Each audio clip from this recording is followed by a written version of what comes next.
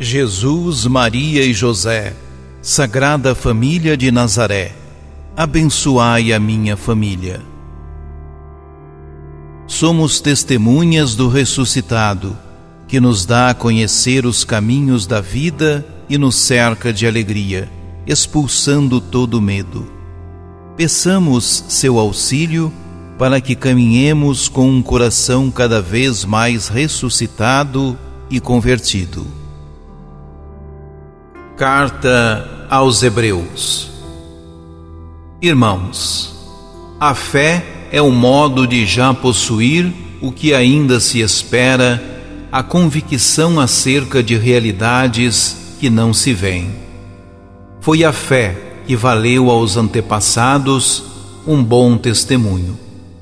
Foi pela fé que Abraão obedeceu à ordem de partir para uma terra que devia receber como herança, e partiu, sem saber para onde ia.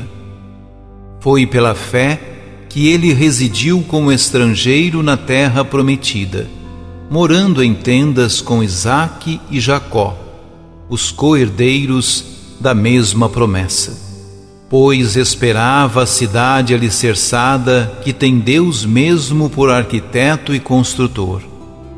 Foi pela fé também que Sara, embora estéril e já de idade avançada, se tornou capaz de ter filhos, porque considerou fidedigno o autor da promessa.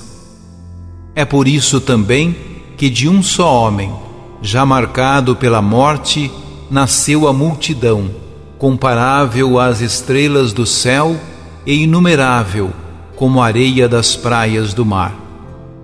Todos estes morreram na fé.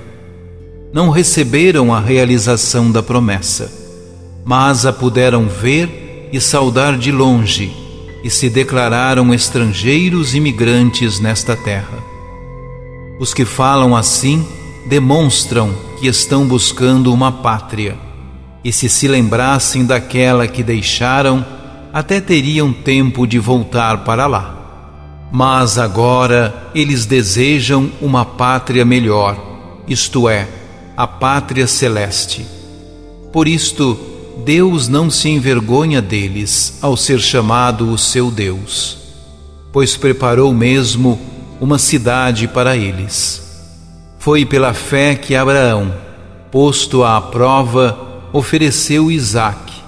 Ele, o depositário da promessa, sacrificava o seu filho único, do qual havia sido dito: é em Isaque que uma descendência levará o teu nome. Ele estava convencido de que Deus tem poder até de ressuscitar os mortos, e assim recuperou o filho, o que é também um símbolo. Palavra do Senhor. Salmo Lucas 1. Bendito seja o Senhor Deus de Israel, porque a seu povo visitou e libertou.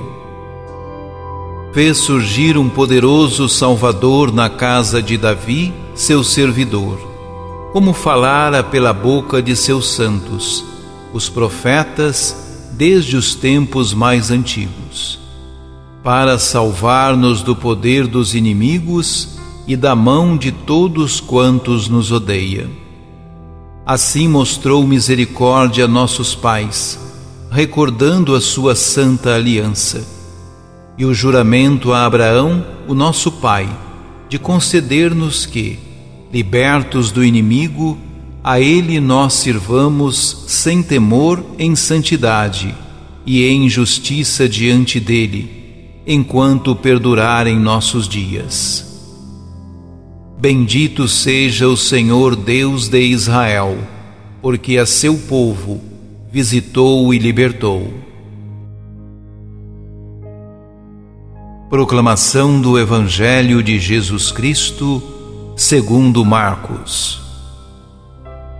Naquele dia, ao cair da tarde, Jesus disse a seus discípulos: Vamos para a outra margem. Eles despediram a multidão e levaram Jesus consigo, assim como estava na barca. Havia ainda outras barcas com ele. Começou a soprar uma ventania muito forte, e as ondas se lançavam dentro da barca, de modo que a barca já começava a se encher. Jesus estava na parte de trás, dormindo sobre um travesseiro. Os discípulos o acordaram e disseram: Mestre, estamos perecendo e tu não te importas? Ele se levantou e ordenou ao vento e ao mar: Silêncio, cala-te. O vento cessou e houve uma grande calmaria. Então Jesus perguntou aos discípulos: Por que sois tão medrosos? Ainda não tendes fé?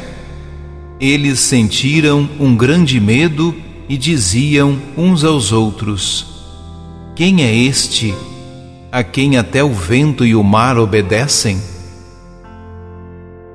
Palavra da salvação.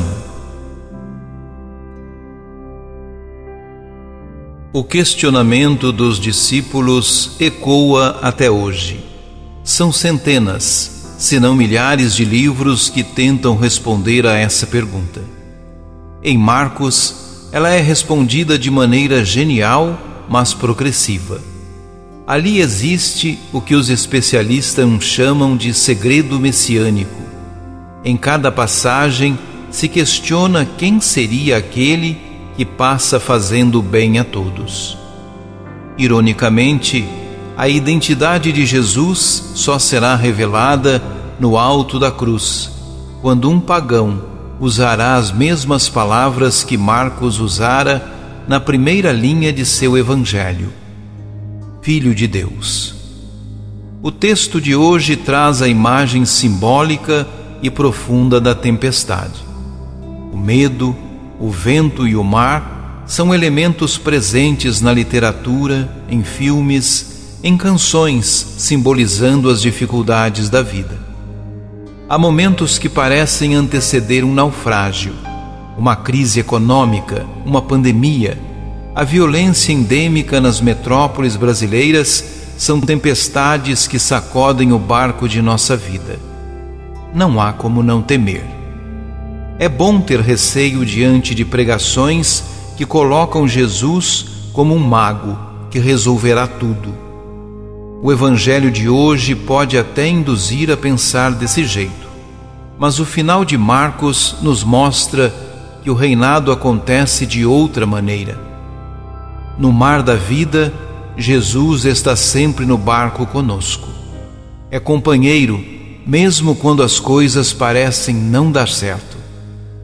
O pior dos inimigos nessa hora não é a tempestade, mas o medo que cega e impede de reconhecer a presença do Senhor.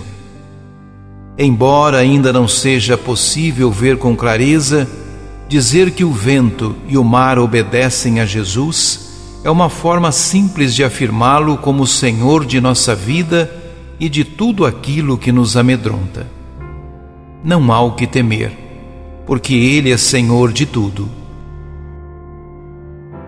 Oremos. Senhor Jesus, dominas o vento e os mares. Faz que sintamos Tua presença quando o mar da vida com suas tempestades ameaça nosso existir. Que Tua palavra potente ressoe em nossos corações, dissipando o medo e as agruras deste, pacificando as tormentas. Amém. Jesus e Maria, eu vos amo. Salvai as almas.